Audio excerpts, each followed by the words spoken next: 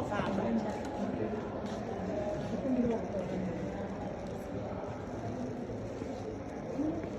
Amen.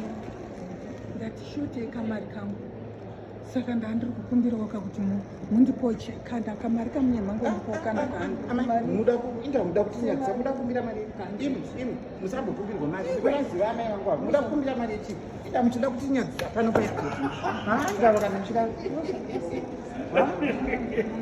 Bank details yenyu ndino ndizvo Imi musanzwa imi. kwanzvadzi dzangu. Saka ndibatsirewo kamari kangu kari kuti shote.